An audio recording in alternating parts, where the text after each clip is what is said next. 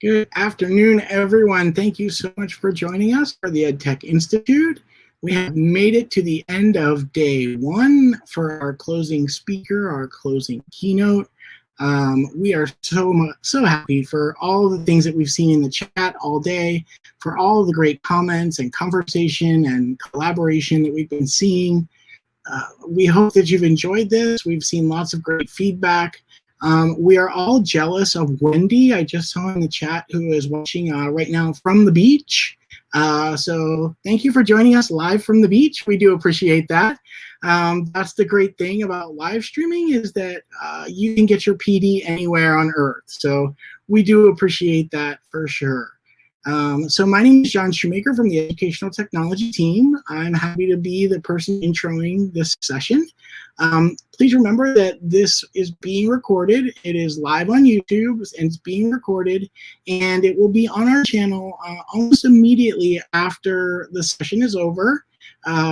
It's also going to be posted on our website, which is on the screen that you can see. We would also like, so our website is edtechtraining.palmbeachschools.org. That's where we'll also post the playlist for each day. So you can come back and watch any of the videos that you've seen during our institute.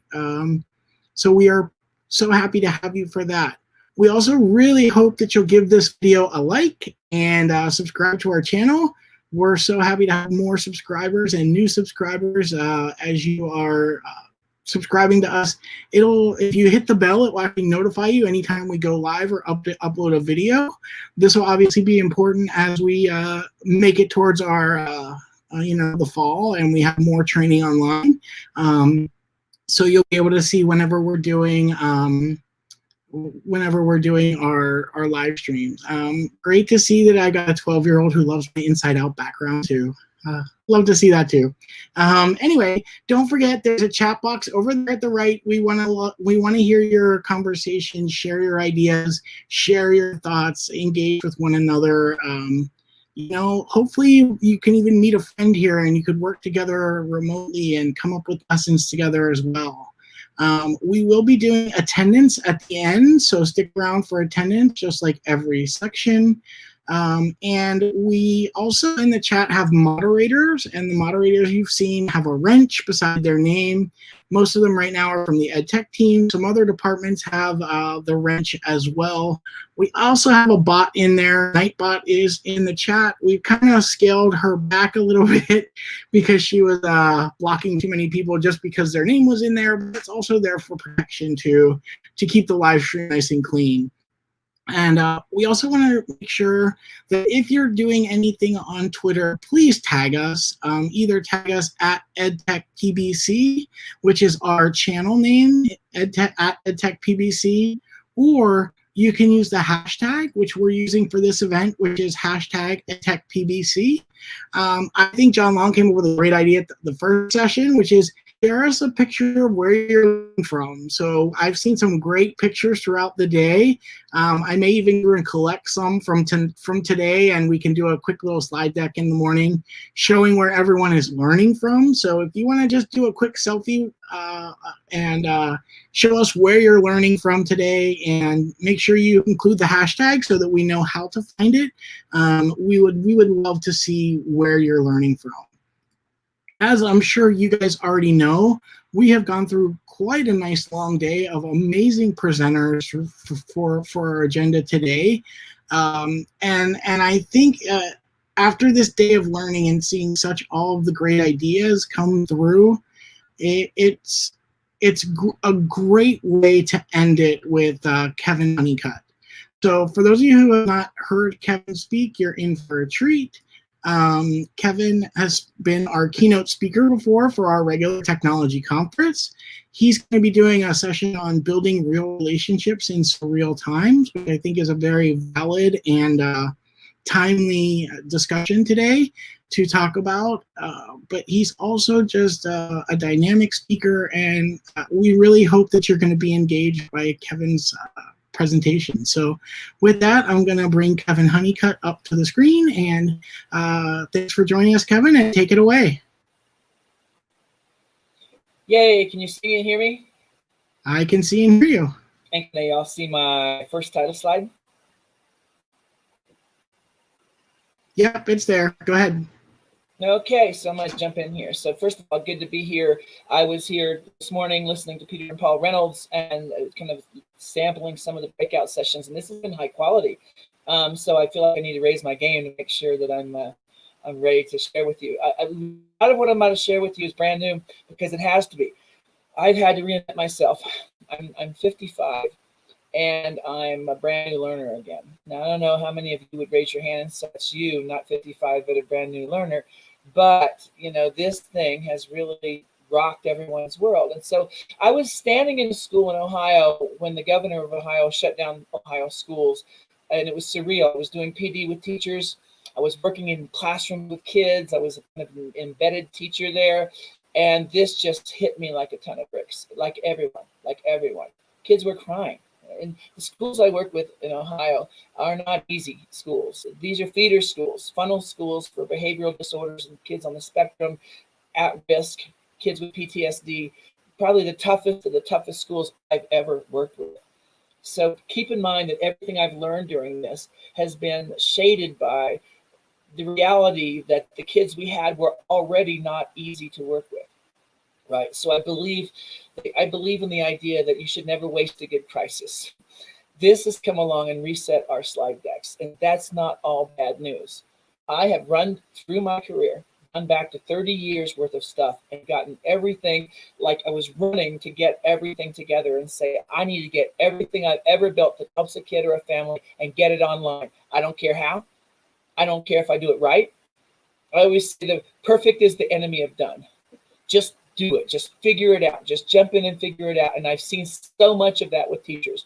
I've seen so much of not waiting for permission, but doing what's necessary to make sure kids stay engaged. It wasn't easy in the classroom. Now we've got to do it online.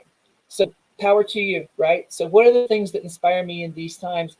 I'm going to show you a story that kind of stayed with me once I learned about it. I'm a big fan of history. And the Ottoman Empire, the Ottoman Empire was a big deal for a long time. Everyone was always trying to conquer them. Their city walls were amazing, right? And the only way kind of close to the city was to get into the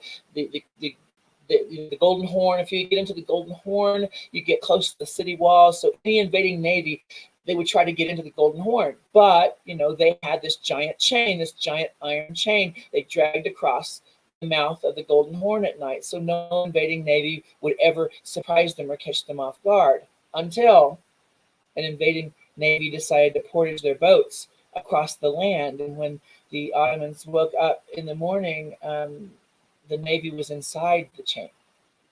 The chain worked until it didn't.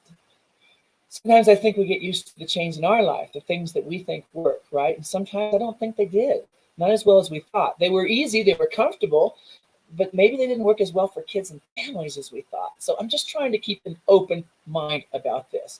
I'm trying to say maybe blended learning is more than we thought.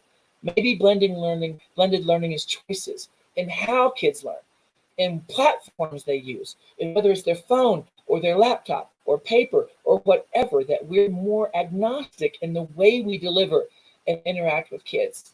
I'm trying. Now I got to tell you something, guys and girls. I don't have an ego about any of this. I'm humble. I'm tired.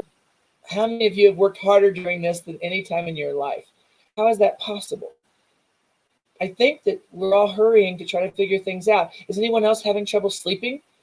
Is anyone else trying to figure things out in their mind and they work all night in your dreams and you wake up and you've worked already? That's how it feels right now. It's crazy.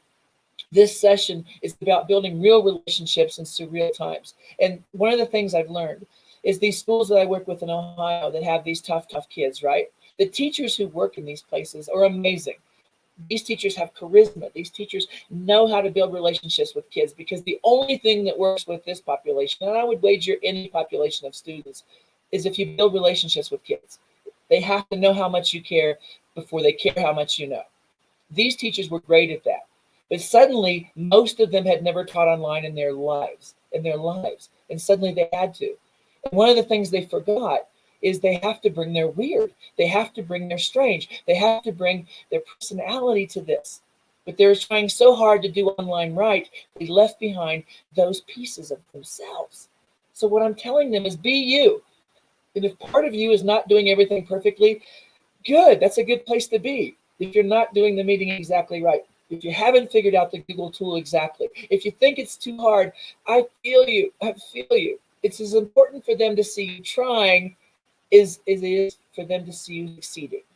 So if you're out there thinking this is too hard, this is too hard, I understand. I understand. I learn in front of kids because I want them to see if an old man like me is willing to learn and figuring it out, what's their excuse? So I jump in and I try to do that. So one of the things I tried to do some time ago was come up with a way to know our kids better, whether online or in the classroom. I would tell you, a teacher who really cares, who knows their kids really well and interacts with them really well online can be better than a teacher in the room who doesn't know their kids and doesn't find out what they love and what they're into and all of that. So I came up with this idea, I came up with this sort of Google, and I put it out there, this Google form. And I crowdsourced this to probably 70,000 teachers worldwide. And I said, what inputs would we want in a form that taught us not our kids' liabilities, but who our kids are, who they want to be, who they almost are, what their hobbies are, what their hobbies could be, what they tried but failed and want to do again. All those little inside pieces that give teachers an unfair advantage into the mind and heart of their students. So I did this. And if you go to bit.ly/success survey 2020, I know it's long, but you'll be on this. And what I want you to do is shoplift this or parts of this. I feel like as a kid, an at-risk kid, I'm from welfare, I'm from foster homes, I have ADHD, learning disabilities. I don't know if you can tell I have ADHD, can you tell? And dyslexia. And somehow I graduated and went to college and became a teacher. And I'll tell you why. It was amazing teachers who built relationships with me, who cared less about my PA and more about what kind of day I'm having and maybe how I'm surviving what's going on at home, that they usually had a feeling about, I could tell. They didn't know for sure, but they had a feeling about. They knew me. Now, I don't care how smart they were. If they didn't know me or looked like they were trying to know me, and I don't care if you're embarrassing or if you're clumsy, that you're trying. That's what I think the secret formula is, right? So anyway, steal this, shoplift this, I crowdsource this. I wish I could say it's just mine, but it's not. And this is, again, different. Think about it. We do all these portfolios that tell us about kids and their deficits and the things they need to work on and how far they are behind. This is different. This is about all the things they could be, they might be. This is about handing information to the fourth grade teacher after I had an okay year with her in third grade. So fourth grade teacher can start with the same information I had at the end of the year, that we can know these kids. We can know who's the best teacher on faculty to talk to that family. Why should we guess about something like that? What are the inside tracks to getting to know their family and building trust with them? This is a good time for this. I think it's also, if we're going to go online, we still need to know them. I think the danger is that we're going to teach online in this sort of disembodied, unconnected way.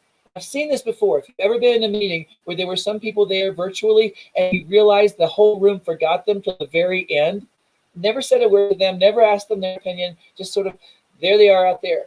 That's the danger, is that we could see it as not real, when that's a real person, a real kid, a real family. Here's what I've been telling kids lately. Doing great things to help others is a great way to start doing great things for yourself. What I say is the best way out of darkness is to make your own light. So what things can we do with kids to help them during this time? And this is a very interesting time. This is a historic time. There's never been a time when we could, with more truth in our eyes, say, everything you write during this time, young lady, is primary source documentation. Historians will be interested in what you're creating right now. So what are you creating? I can challenge kids to do that. I want you to draw. I want you to photograph. I want you to take pictures of what it looks like in the grocery store when everyone has a mask on. I want you to document these times, especially now, especially this whole movement that's going on now all over the country. See, it's bigger than just COVID-19. It's bigger, right, than what we thought it was. There's other things out there, social change, unrest, things that need to be addressed. This is a good time to be writing and creating. Don't take a break right now. Be aware, right? I tell people that kids they'll forgive us for not being perfect. They will not forgive us for not being present. So what does that even mean? How do I become present in a kid's life? Well, let me take you all the way back to crazy, okay? Some of the schools I work with in Ohio, we don't have enough connectivity at home to do all our lessons online. right? When we first started this, we did a survey just before all this happened, and it indicated that 40% of our kids, our student body back at home, had access to a computer and internet, 40%. But between 60 and 70% had access to a smartphone. So what do? Well, simultaneity. We're going to put lessons out and teaching out and learning out, right? In every format possible at the same time. And we started with paper. This is going to sound crazy, but here we go. Here's what we started doing: hybrid documents. And this is not, I'm sure I'm not inventing anything here. You're all probably doing this and way better than me at this anyway, but I'm going to show you anyway, okay? So here's a document. And if you go to that thing, bit.ly/hybrid doc, you'll be on my document here. And I'm sharing a short story with kids. But this document, if you look at the short story, and I want to take you there real quick. So I'm going to grab this over here. Let's see. There we go. And pull this over here so you can see. And thank you for being there. Okay, here's our thinking. Since 70% at most, right, of our kids might have access to a smartphone, and please keep in mind, the smartphone might be mom's and she might be working, so please don't assign a day's worth of stuff on mom's smartphone because there's data to think about. There's a lot to think about. So compressed little bite-sized chunks of learning. I call them learning challenges. So I know my kids, and they're going to read this short story that I wrote, right? So I'm going to walk them through this short story. And the first thing they can do is they can scan that QR code, and I'm going to pop up and say, thanks for reading my story. I'm so glad you're doing that. So there's Mr. Honeycutt's voice. He's there, alive in the document, right? And if they don't have a QR code reader, it's still a story that works. And I have the words that I'm going to say right here. So you've got it that way. You've got it through a QR code, and the QR code takes you to a YouTube video. So I'm trying to hit you from lots of different angles. You start reading, right? Click the image or scan from your phone, right? So if they scan that on their phone, and any of you that are watching right now, if you scan that on your screen with your phone, it'll actually pop up and you'll see what I'm doing. Please understand, I don't think I'm good at this. I know I'm not. I don't have time to be good at this. Look, we've got everything going on at the same time. I'm just trying to show them that I'm trying my best here. So as they keep reading it, please understand, if I know my kids and I know how they're going to read this document, some of them might need a QR code every paragraph to breadcrumb them through it, or it depends on the class. Some of them might be able to sustain it a little bit longer and not need one until a little later. Now, these documents are going home in blizzard bags. Yes, in the upper Midwest, we send home blizzard bags. This is what they did during long blizzards in the Midwest, like we're talking about Michigan, we're talking about Ohio, we're talking about the Dakotas, right? Places where a blizzard might be a week or 2 weeks. So they go in there and it's all worksheets. Now, what we've worked on is said, okay, we understand. A lot of them are going to just have paper, but I said, how many of the kids turn those in? And the numbers were terribly low. So I thought, if we can try to make a worksheet interactive, we've got something of a continuum, right? Worksheet, interactive worksheet, Google Doc. Think of the continuum. Wherever they come, we've found a place for them there, right? We're trying to anyway. I'm just trying to show you what we're trying to do. Let me take you another place here. I have a book out there that I'm offering you for free. I'm not trying to sell you anything. You probably know about my book because I was there with some of you at a conference, and I had this book back then. This book, Midnight Run, My Narrow Escape to a Better Future, is really designed for kids coming from poverty, trauma, and trying to be the first generation out of that to a better future. And I'm giving you this here. So if you go to Midnight Run Free, that's bit.ly, Midnight Run Free, you've got the book. Just giving it to you. If your kids read this book, let's say that you say, okay, Kevin, I'm going to have my kids read this book as a book for this summer, and then we're going to get together and talk about the book. Tell me that, and tell me when I can talk to you all. Invite me to that meeting and let me be the author friend of yours who talks to the kids about the book. I've been doing this all summer. So far, I'm having a great time just talking to kids. I offer that, okay? Let me go a little further here. I did this crazy thing where I asked people, could you read my book? So that for some kids who just need to have the book read to them, they have that too. So if you go to Midnight Run, read to you, you're going to see I've got these volunteer friends who've read different chapters and put a link there to their YouTube video so that you can just listen to the book and have it read to you. Now, I'm not all the way done. I need a few volunteers to help me finish that book. And if that's you, please hit me up. You can hit me up over there on Instagram or Facebook. I've got room for some new friends over there.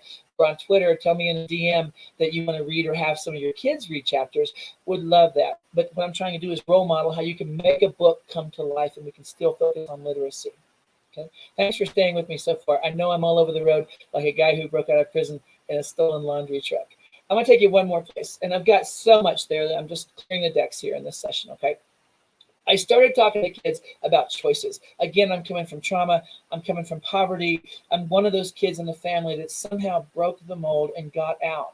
Not bragging. I did something different. And part of what that was is I was introspective and reflective about how the choices I made affected the outcome of my life. I don't know how I knew this. I was more of a sociologist. Instead of being caught in a situation with this crazy dysfunctional family, I was asking questions like, why does dad do that? Why does mom stay with him? What can I do to have a different life? How can my kids have shoes, basically? So I came up with this idea. How do I get kids to think about this? This is my little model, life choice Plinko. Here's how it works. Hey kids, you were dropped into the Plinko game, the life choice Plinko game, and you weren't asked where you wanted to be dropped in, right? On the left side is poverty, trauma, and some really tough things over there. And on the right side is wealth and opportunity and choices. Again, you didn't get to choose where you were dropped in, but once you're dropped in, you start hitting these little pegs. What are the pegs? Thanks for asking. They're opportunity, they're role models, they're tutors, they're temptations, their choices. And every time you hit one, you get to decide. Yes, you get to decide, left or right. Do I say yes or do I say no? Raise your hand, kids, if you've ever made a stupid choice and the minute you did it, you knew it was wrong. Most of us have that little meter in there that goes no, no, no. And when we countermand that, right, that's when we get into trouble. So I want you to think about your life as this life choice Plinko game. Now, by the way, this metaphor has gotten me farther with kids than anything else I've ever tried to do. I'm talking to 500 to 1,000 kids at a time. This sticks in their mind for some reason. And I'm telling you, kids, it's not about where you end up in this. This is not the game of life. It's about where you spend most of your life, because your family and your kids are going to be with you while you're there. Now, by the way, if you're from poverty, if you're from hard places, you get about 2 mistakes. The system will come and get you. If you're from wealth, you can mess up a few times. The family will fix it, right? So if you're coming from hard places like I did, you got to really think before you make that big decision. And even though everyone else is doing it, should you? Right? So I want you to think and be bigger than that moment, that impulse, right? So I asked these schools in Ohio, are we getting evidence back from kids? How do we know they're getting the work done? So I had this is a silly idea. You can try it if you want to. You don't have to. Okay, but I had this silly idea I used to use in my grade school classroom. I built this race like this right here. And let me show you how this works, okay? In fact, let me grab it like this and just pull it over here. Okay, so what happens is, let's say in a class, or maybe first hour, second hour, third hour, fourth hour, you've got a car here, right? When you hand in that assignment, your car goes forward this far, right? And the next assignment, it goes forward this far, and whoever gets to this place first gets this little trophy. It's kind of like badging, right? It's kind of like leveling up and gamification, kind of like that, right? But if you click on one of those and you hit your left and right button, you can go forward and back, right? So anyway, so that that model right there, you could shoplift that whole thing. You could copy paste all my cars and build your own version of this. If this is interesting, because I think sometimes people need to see a visual demonstration of what they're doing or what they're trying to do. That's COVID Race 2020. That's bit.ly/COVID Race 2020 if you want to play with that silly model. Again, there's going to be a lot of silly here. This is Mr. Honeycutt being all the way out in the daylight with his silly stuff. Okay. One of the things I talk about a lot is writing, having kids write, having them produce, having them publish. I love that, right? In whatever format, I don't care what you're using, as long as kids are writing, it's becoming something real, right? This teacher, all the kids in his class, they publish, right? And when they publish their first book, they get this t-shirt, #RealWriter. Real Writer. This is Matthew Seapress, right? And just an amazing, I run into amazing teachers out there. This is DC Everett Senior High School. This is Weston, Wisconsin. I run into the Jedi and think, I'm going to tell your story, son, because you're doing what I like to talk about. So if you check this out, and I'm going to show you this video here. 3 years ago, they had a active shooter in Western Wisconsin, and he killed 3 people. And everyone in Western Wisconsin knows that Mr. Seapress publishes books with his kids, that his kids graduate with copyrights and worldwide distribution, that's what he does with his kids. A lot of us would like to be able to do that. Can you imagine being a kid in the class, and when you leave that school year, you're a published author with a legal copyright? That's what he does. So yeah, I'm kind of impressed. But let me show you the story, and I'm just going to see if this thing plays okay, if I just put it on here. So let me know, John, if we have any problem at all with this thing playing okay. Uh-oh, so it's going to be over here. Uh-oh. Nope, nope, nope. Okay, let me jump out of there real quick. There we go. No. I'll just tell a story. I'll tell the story. One of the ladies that got killed that day, they had an active shooter. They contacted Mr. Seacrest. They said, our mom wanted to be a children's book author. Can your kids publish her book? She had a manuscript. And they said, sure, give us the manuscript. The art teacher jumped in. The art teacher jumps in, and her kids do illustrations. And they publish that lady's book. These are high school kids. Can you imagine if this was on your resume in high school, that if you had done this beautiful thing for somebody? So I really think the best way out of darkness is to make your own light, to give kids beautiful things to do. You know, listening to Peter and Paul talk about, what they're doing with Fable Vision, it's right in the same wheelhouse, right? How do you get kids to do beautiful things? I think that's one of the best things we can do. This one school I'm working with had this crazy. I just want to share this because some of you did the same thing here, okay? One Florida school did this, and you probably saw this, right? All the seniors had their senior pictures, and as you drove down the road, you saw all the seniors there. And then one of the principals I'm working with in Ohio, his dream was to have this graduation drive-in night. So they do this, okay? So what they did was they went out and they took a digital projector, the strongest one, the best one with the most lumens in the district. They pointed at a giant piece of white cloth on the side of the building, and they wait for it to get dark enough for the projector to work. And that's when they knew the start time for their high school, right? For their high school graduation. So they bought this, and this is what you can do. You can buy the FM transmitter, or this could be online, but an FM transmitter, and this is $175, you can transmit to all the cars. They can all tune to that frequency. It's the same thing you see when you drive by Christmas lights and you tune to the frequency they show you. So you're listening to synchronization between the music and the lights. Same kind of idea. Now, it's not just this. It's that these schools went out of their way to find a way to give kids something back, something they lost. See, that's the beautiful part. It's not about whether it worked perfectly or someone wasn't mad, because there's always someone mad. We have to shake it off. There's always going to be someone who finds what's wrong with something. But I'm going for the people who see what's right, that we're trying our best to give kids something back that they lost. That, to me, is beautiful. I want you thinking this summer, how can I do that? How can I approximate what they loved in analog when I can't do it in analog? Again, it's not about if it's perfect. It's about that you tried. And by the way, I want you all to be journaling, talking about what you're trying. On the other side of all of this, people are going to have questions. How did you guys teach? Why did you get paid? Did anyone? People assume the worst. They need to know. And if we can't tell our own story, how are we getting kids to do it? So I want you journaling. I want you to keep a journal about every new thing you had to learn and how you felt about all of that, because we need to get kids to learn and adapt, and they need to see us doing it. I'm afraid if they see us hunkering down, waiting for this to be over, we're teaching the wrong thing. The world is going to change. We are upper Paleolithic hunter-gatherers, right? We're still that genetically. We've not had a software update since then. What was our job back then? To follow herds, to follow opportunity, to cross that next rise, to find out whether you can eat those berries or they will kill you, to find out how to survive.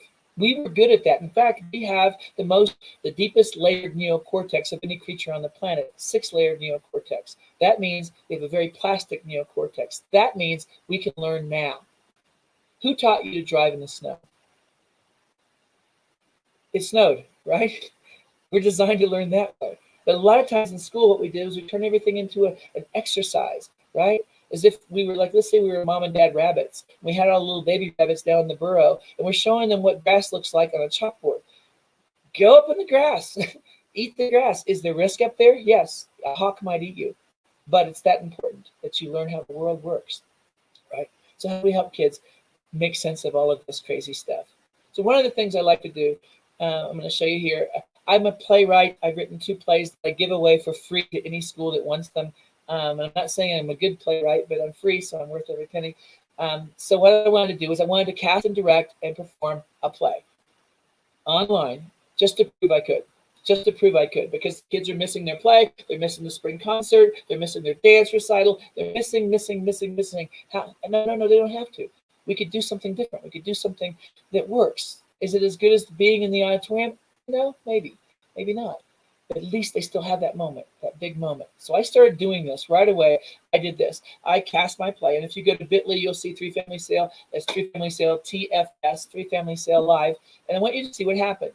I put out a casting call on social media to around 70,000 people. Kids from anywhere, adults from anywhere could try out for a part. They sent me a video of them reading the part. And then I looked at it and I would say, yes, you've got Taylor, you've got Ray, whatever. And then the next day we did a read through, right? That was the only rehearsal. I'm just trying to show bare bones with almost no time and no budget, of course, we can pull off something kind of big, kind of a big deal. Most of these kids, had we done a play in their school, a few hundred people would have seen it. When we opened this thing, and by the way, it looked like this. When you're looking at this play, it looks like here's the script and it's going by and you're hearing voices. We didn't put kids' faces on the screen. We didn't want to worry about FERPA or privacy. It was readers' theater, basically an old-time radio show, right? So when the kids read, we kind of moved through. People were making comments and we were broadcasting to Facebook Live. Over 1,000 people saw the play. And by the way, after the fact, who knows how many? It's there. It lives, right? Even a regular play, you can have a hard time with that because of copyright. You can only show it 3 times. Then you have to relicense the thing. As a playwright, I'm thinking there are ways to do this. Then I started thinking, why aren't I doing a talent show? So the next thing I started doing, I did this for about 5 weeks. 5 weeks, Sunday nights, 7 to 9 Central. We did a talent show. And kids, they showcase their acting, their speech, their music, their art, their photography, their cooking, their writing, their poetry, their inventions, dance, athletic techniques, martial arts, more. Anything they would usually show off, at school, they got to show off here. And this lady here, Jennifer Miller, who you need to know, she's been doing online teaching, 19 years. She's one of the best online teachers I've ever seen. No ego at all. She is just a weirdo, and her kids love her.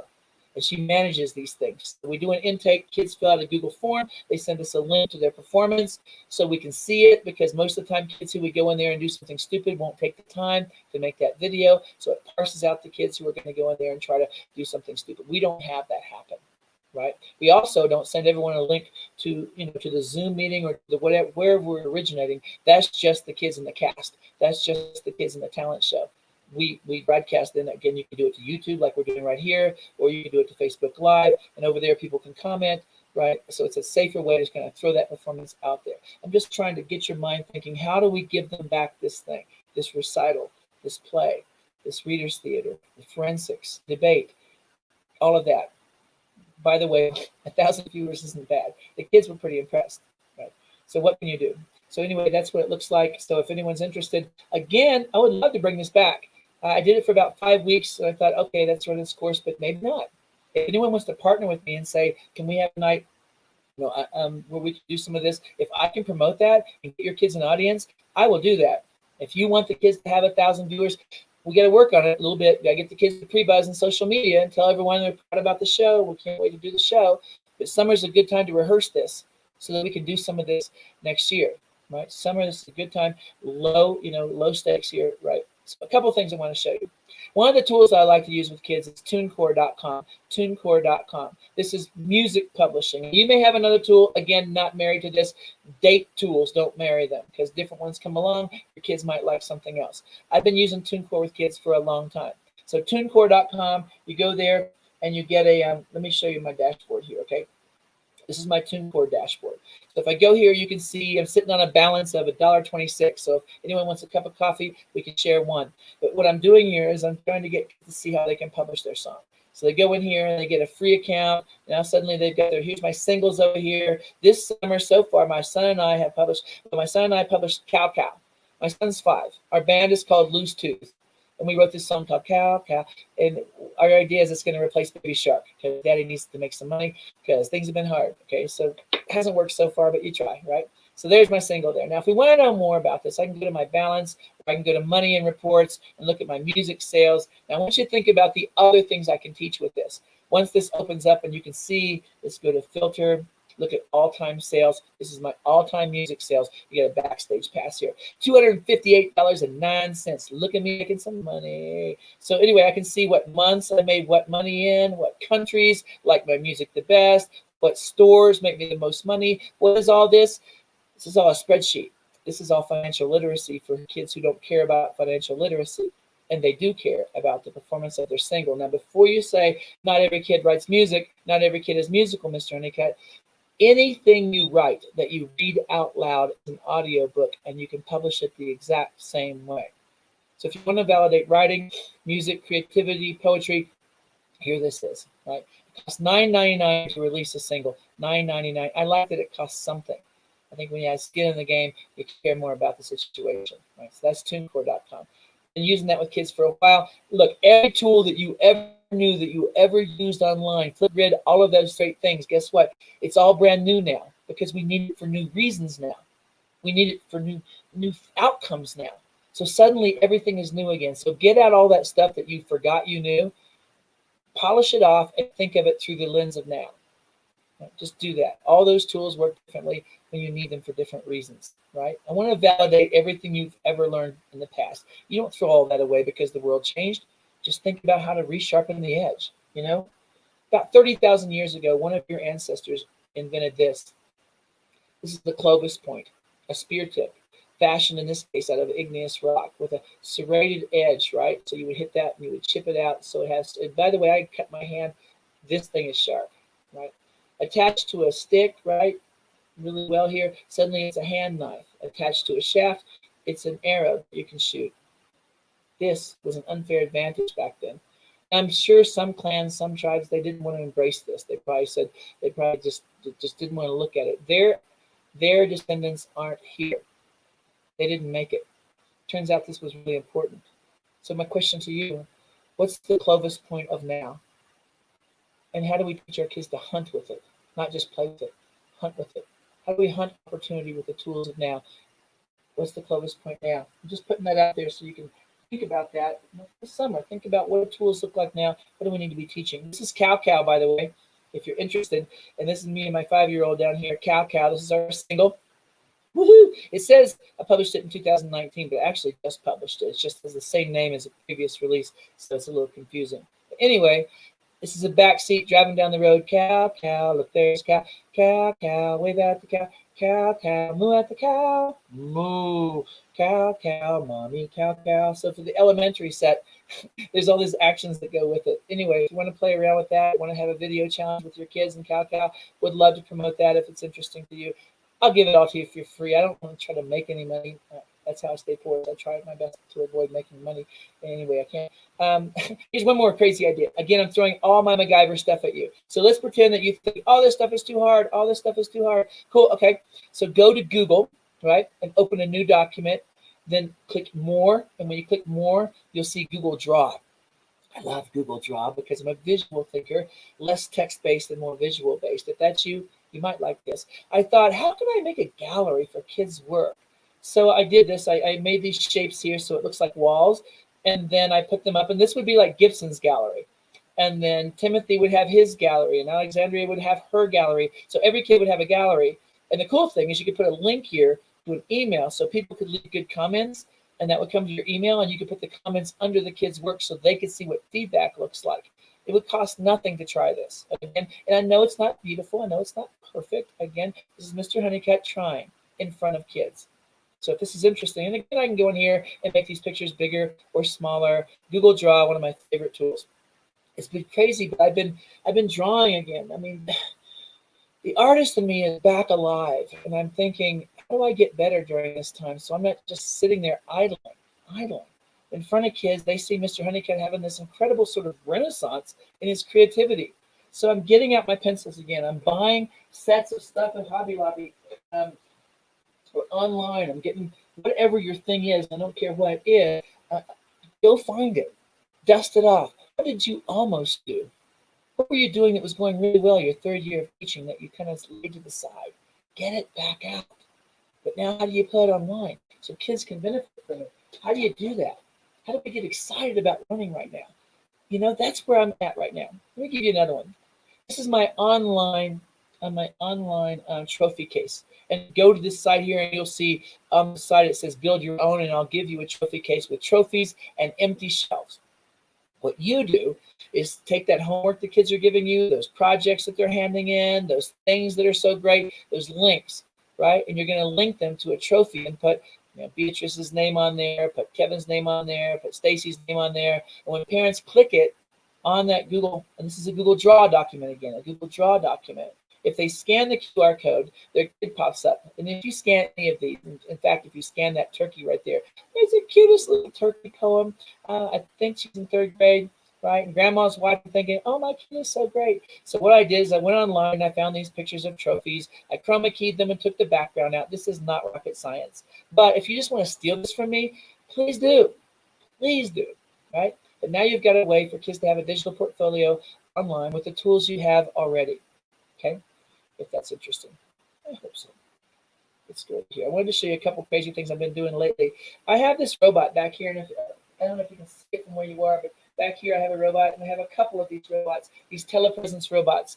This one's called Teeny, and actually I had to spend my own money on all of this stuff. I don't try to get this stuff for free, not anything this expensive. This thing is probably $2,500. Sounds like a lot, right? But some of the schools I work with in Ohio, they have a skeleton crew of people at the school, but kids can't come.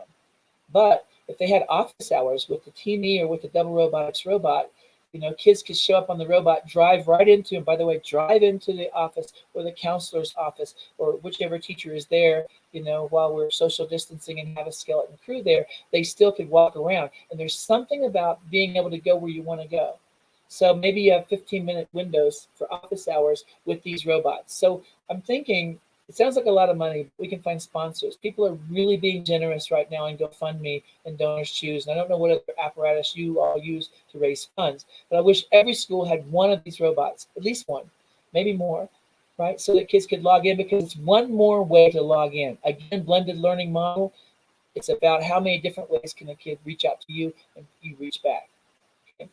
Crazy. I wanted to show you this one here. So on this one here, if you go here, you'll see a couple of links I have. RoboTeaching. So it's bit.ly RoboTeaching. I've been attaching arms and pencils to my robots and letting people log into them and draw, and letting people log into them and do a guitar lesson with me. I'm just trying to see what the edge of possibility is. At the risk of making a fool of myself, I don't care.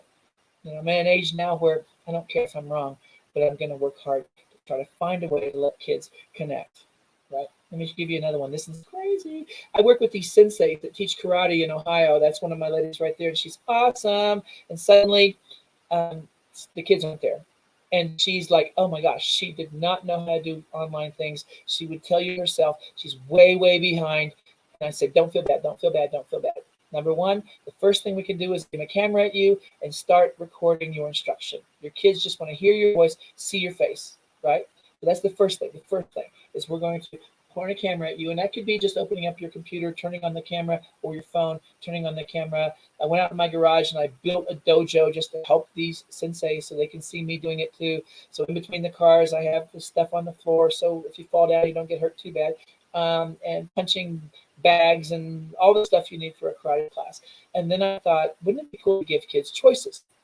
What if instead of just looking at a YouTube video, think about a YouTube video for a minute. Let's pretend I'm your guitar instructor, okay? And I'm holding my guitar like this, and you're a right-handed guitar player too, right? So now you're holding yours backwards of mine.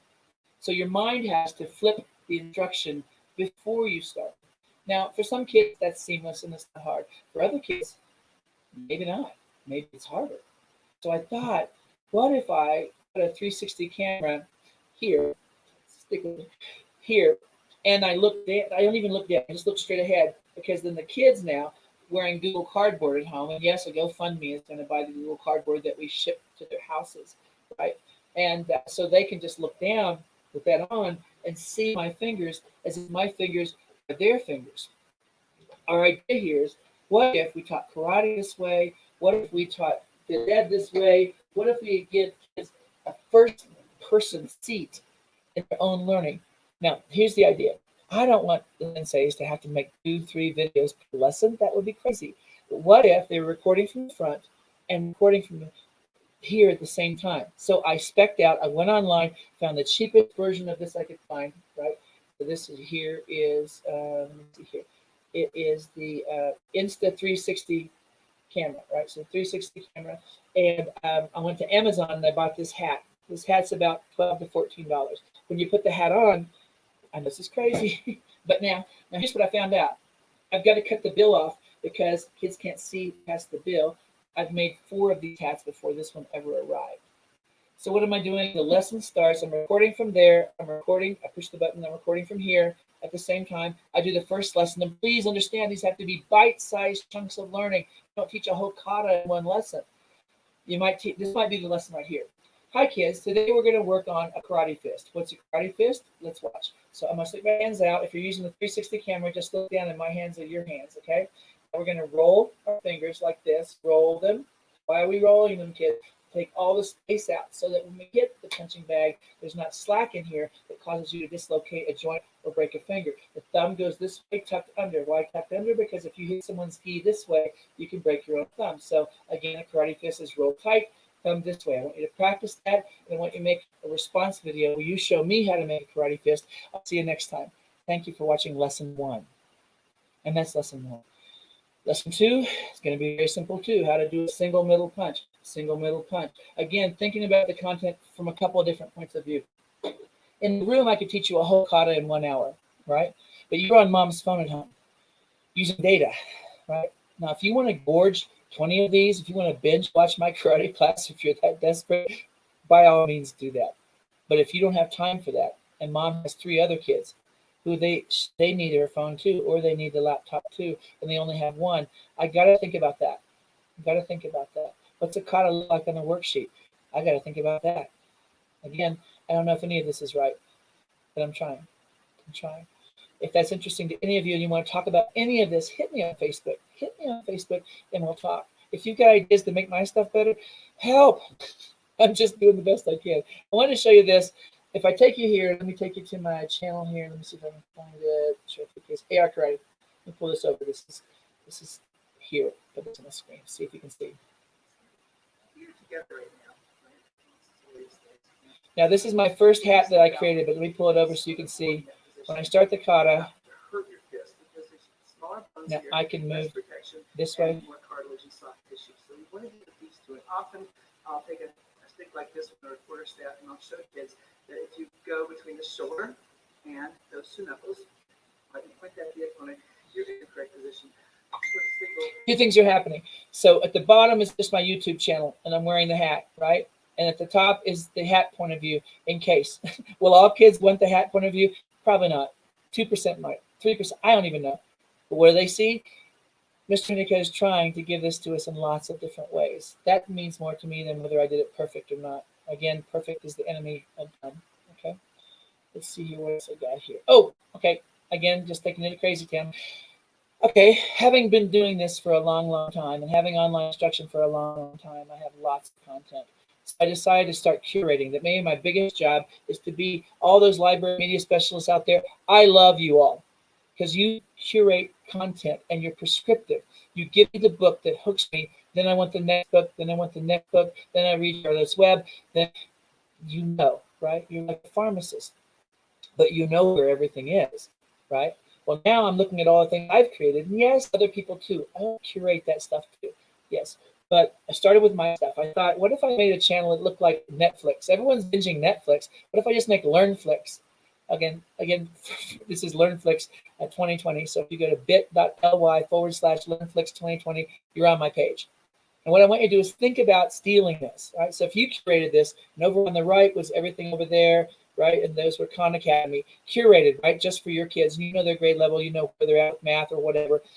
Half of this could be that, the other half could be whatever. What do the resources look like? Now, I'm offering these exact same things like 10 different ways. And I don't know which ones families and kids will like the most. What I seem to find out is 20% like this, 10% like that. It's all the same stuff. So part of my job is just making it available in lots of different ways. This way is friendly, got a little sense of humor to it. But I want you to look on the sides. Look on the sides, you'll see, ooh, hey kids, share your artworks with me and I'll post them here. So now you drew my aunt, David, and look, your artwork is over there on the left side. And Shailene, your rabbit is over there on the right side. This is Google Draw document again. A Google Draw document with a black background. And then I take a picture, whatever the video was, I would slide through the video and I would find the best shot. This is what Netflix does to get you to watch Tiger King. what's the most compelling single shot that I can take and put it on the screen and draw an ant or cow, sing with me, or make an X-Wing fighter, draw a T-Rex. I'm just looking for lots of ways to get you engaged so we can start learning. You know, back in Ohio, there's some kids that the teachers really struggled to get to answer the phone. Really struggled. We've had teachers drive to the house, and this is not in a good neighborhood, to leave a sign in the yard with a picture of the teacher saying, please call. Please call. And they're like, oh, she came all the way here? That's the level of commitment I've been watching. I have been so inspired by teachers. I've been so inspired by the way they try. You know, I want to make sure that they know that people appreciate that. People appreciate that. That you jumped in, you learned something new that scared you last year, that made you think last year, I'm not learning that. I got one more year to retirement. I don't have to learn that. And now you're learning it.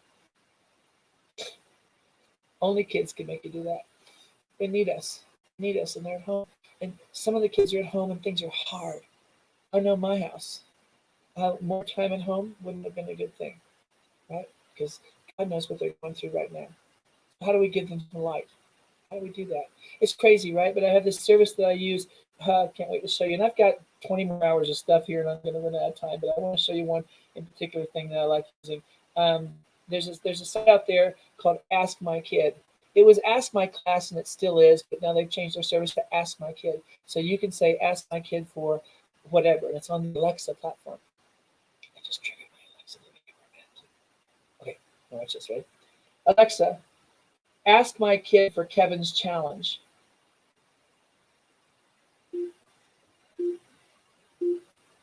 Okay, you ready for another episode of Kevin's Challenge?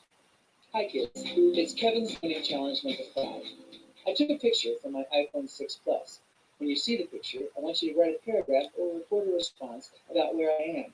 Bonus points for some of the history of that thing behind me. To see my picture, go to askmykid.com/Kevin. Happy hunting. askmykid.com/Kevin. Go to askmykid.com/Kevin to check out the resource. So what am I doing here? Thank you.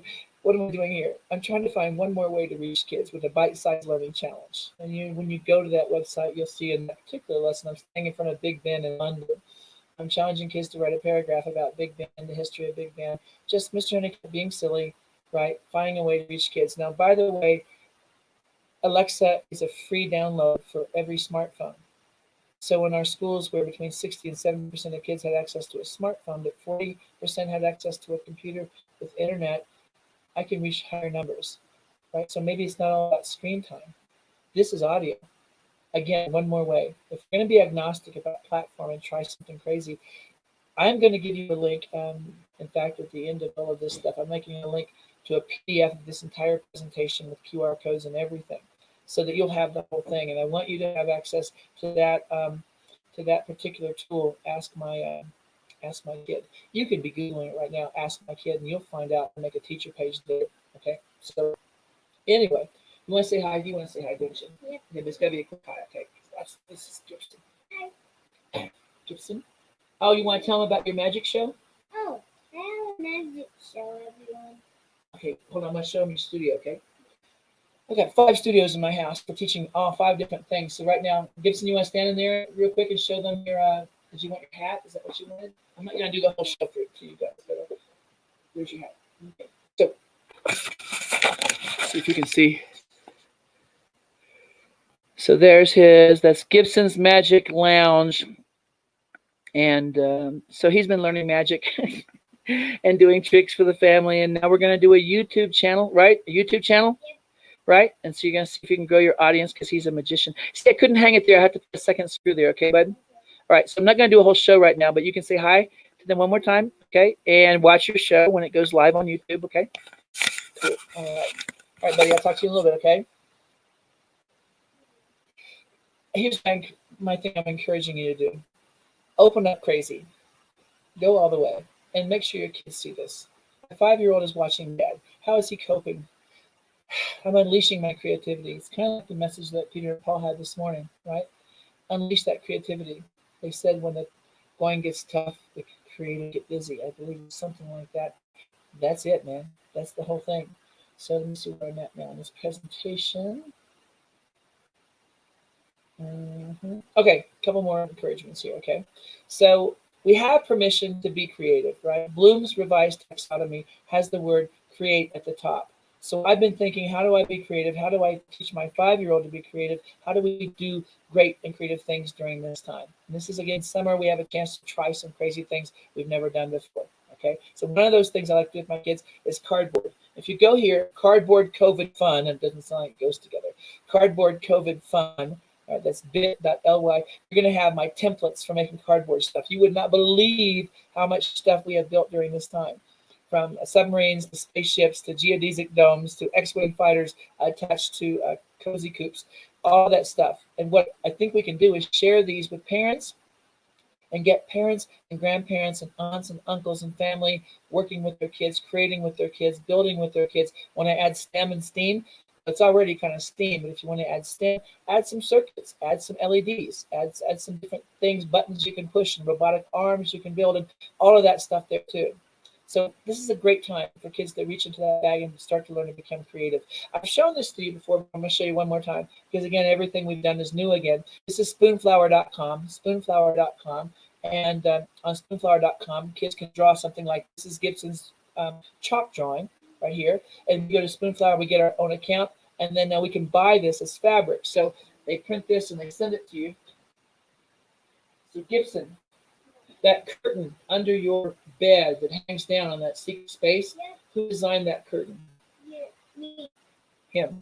So he thinks all 5-year-olds design their own fabric, right? So what can we do with all of this? So spoonflower.com if you want to be creative. Wallpaper, fabric, wrapping paper, and more, right? So let's show you one more. This is a pillow I designed of this dog. I took a picture of this dog with my iPhone, and now I bought this pillow. Now, when you buy a pillow that you designed, it comes without a pillow. It's a sham. But you have to put a pillow inside of it. So this is the one that the first one I did, and here's the second one. I just got this one. Now this fabric is a picture. Over the years, I've been taking 1 bar of soap from every hotel room I stay in. So I was on the road about 280 days last year. So over the last, 17 years, I have a lot of soap, which I'm going to donate to a homeless shelter when this is all over, right? But all that soap's in here. So this is a pillow filled up with soap. Again, so you can, it's amazing the stuff that you can do. Amazing some of the stuff that you can do. I hope some of this is interesting. And if you're scared and thinking, how do I get started? Hit me up. I don't have a life. Hit me on Facebook, DM me on Twitter, call me on my phone, okay? And I think my phone is on the opening slide there, my phone number. How crazy is that? Anyway, so this is one of the things that my kids are doing. Before all this happened, I'm working with teachers out in Western Kansas, and kids are designing clothing, right? Drawing it, whether they do it with pencil, marker, on an iPad, whatever you want to do. Anyway, once you get a screenshot of that pattern, you can buy your own fabric and make your own stuff. Had kids doing this for a while now. Here's Gibson's virtual magic show here. By the way, if you watch his show online, he will send you a signed copy of his thanks for watching the show, and that gets him to write his name again and again and again. I want a poster. A poster? How much do you want to offer? Okay. All right. Okay, I got a lot of print paper, so I think we're good. Okay. Let me think of how to bring this in for a landing. I think the best way to do it is this. I meet this girl, Haley. In fact, her teacher helped me meet her in a talent show I was doing. And she had this song that she had written. And I listened to the song, and I thought, oh, my God, that's beautiful. She wrote this song for all of her peers who missed their senior year. And so what I'm doing right now is she made album art, and I'm publishing this with her on TuneCore. So this will be on in about 3 days. This will be available everywhere, from Spotify to iTunes to everywhere. This is Haley. I'm going to let her take us out, and then I'll stop after that, okay? I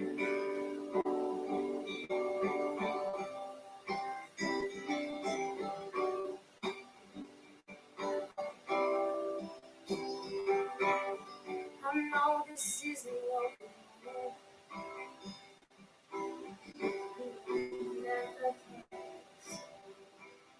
we're not naive. We know that things don't last forever.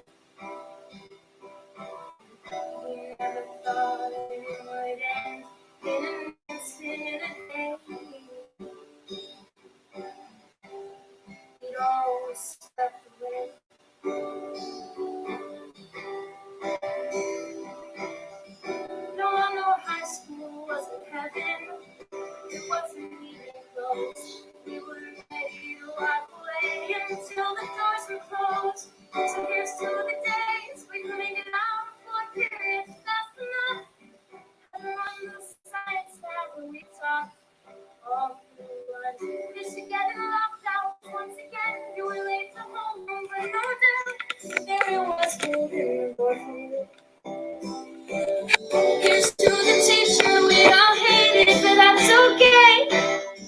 At least we had something to talk about. Here's to the pain that made us better for it. Oh, we're so much better now. But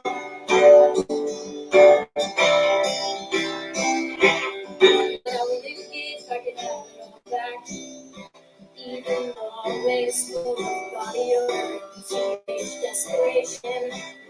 Back to the stairs, the time I fell and thought about staying there, but someone always picked me up after I was. Though I know high school wasn't heaven, it wasn't even close. We were ready to walk away until the doors were closed. So here's to the days we couldn't get out of fourth period fast enough. Ever on to the science lab where we talked all through lunch. Here's to get lockdown, cause once again you were late to homeroom, but no doubt Miriam was holding the door. Here's to the teacher we all hated, but I still. I'm going to stop there, and I will share a link to the song on YouTube. Haley's just one example of a student who's sharing her heart, and that's beautiful. And if we can do that, if we can help kids do that, well, they're never going to forget what we tried during this time. I promise. They'll remember. Not remember when you messed up or it didn't quite work or we got Zoom bombed or whatever happened that wasn't supposed to happen. They're going to remember that you tried. And that, to me, that's the most beautiful thing that we can do right now. I'm bringing in for a landing like this. People will forgive us for not being perfect. They won't forgive us for not being present. Keep pushing. I love you for what you do. Give yourself some time this summer to get reconnected with who you are. But I would say look in all the closets of the things you almost were and see if any of them need to come back. Did you start playing ukulele and quit? Get it back out. Did you start playing guitar, piano, poetry, whatever it is? Role model that we keep learning, that we learn our way out of things. That's what we do. I'm honored to even get to talk today. I've got a breakout session tomorrow where we'll go a little deeper into some of the tools we can use to reach home and to be the captains of our virtual classrooms. But thank you so much. I am honored that you hung in here with me and spent your heartbeats listening to a crazy man like me. Thank you, guys and girls. Kevin, thank you so much for that. Words can't describe the movement you made in the chat box, the passion that these teachers are feeling from you, from just, your passion for what you do.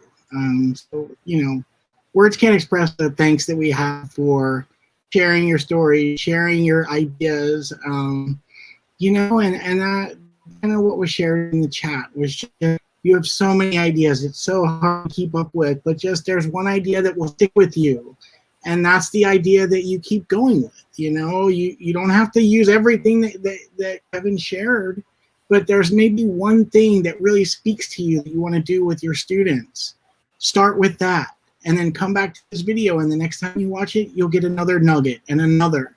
And soon it'll turn into a snowball that will never stop of passion and, just engaging kids and having that real relationship. So we thank you tremendously for that, Kevin. We appreciate you so much. I do see it looks like you have a quote there at the end. I'll put that up for you guys.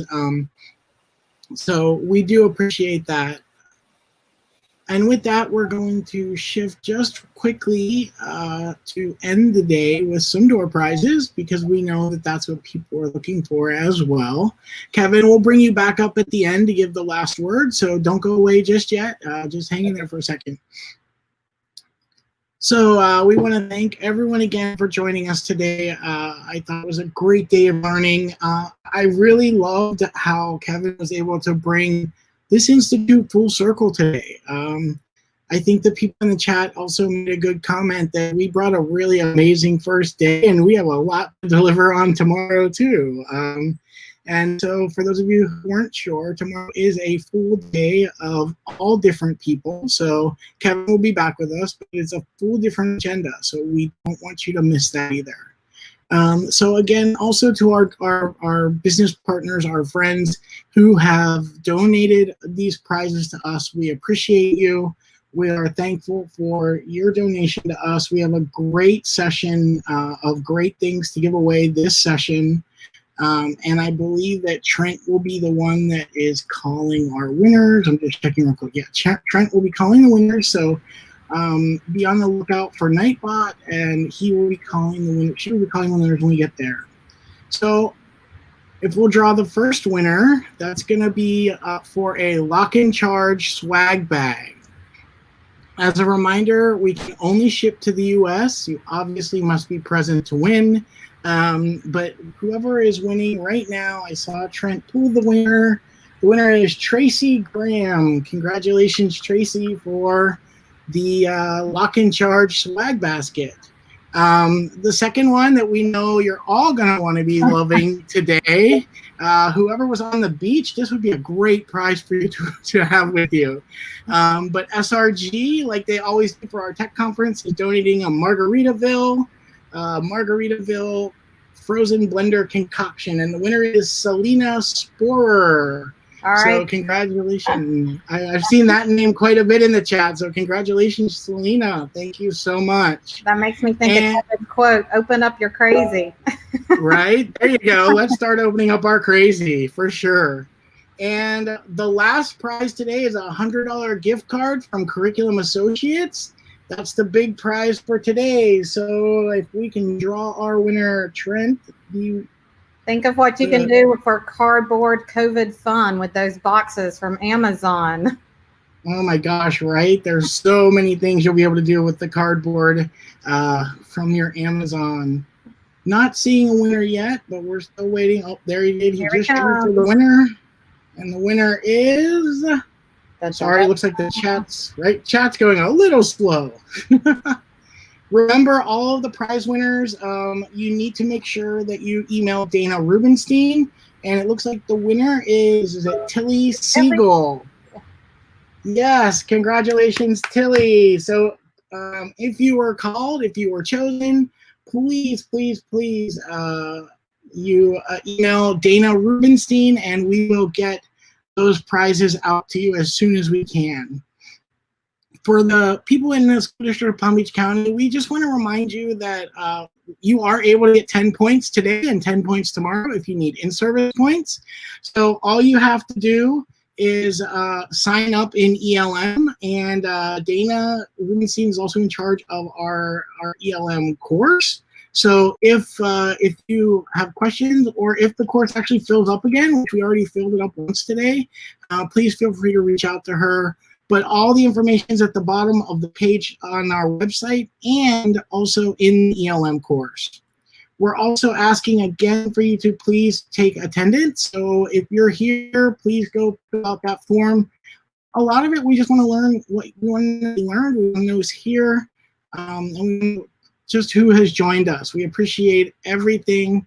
And on behalf of the entire EdTech training team and the educational technology team as a whole, we just want to thank you again for such an awesome and inspiring day. I think our team is extremely fired up going into the summer after being inspired by this nice day of PD and hearing all of the stories in the chat box.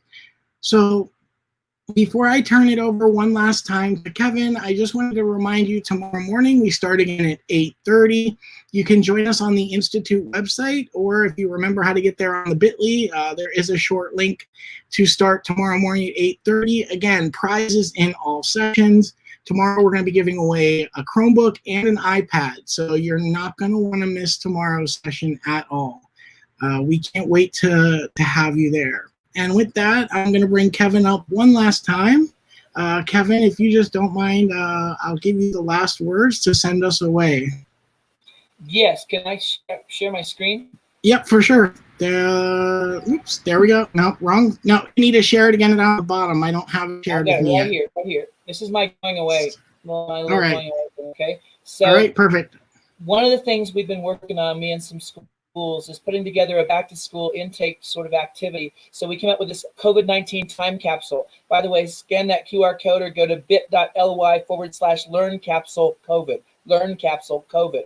What we're saying is, kids, everything you wrote during this time, everything you drew during this time, all the memes you saw during this time, let's curate all of it and put it into a time capsule that we're literally going to bury on campus. But we're also going to take all of those links and not really bury them, but share them online in one place where we can all keep them. What I want to do is give kids a way to process all of this without re-triggering all the trauma, a way to put this away, because I promise if we don't help kids process all of this, it's going to pop up in different ways. Those of you who work with kids or you're in psychology, you know what I'm talking about. So what's a safe way with a little bit of thinking distancing, right? To think about all this as a historian and then bury that thing as a school activity that brings us all back together again. If that's interesting, you've got it. It's just one of these things we're trying to come up with to return to something like normal, right? So that we can be one family again. I'll stop talking there. But anyway, thanks for every moment of this. I've just enjoyed it so much. Thank you so much, Kevin, and we hope you all join us tomorrow at 8:30, and also for Kevin's session at 1 p.m. tomorrow. So we'll see you all tomorrow. Have a great day.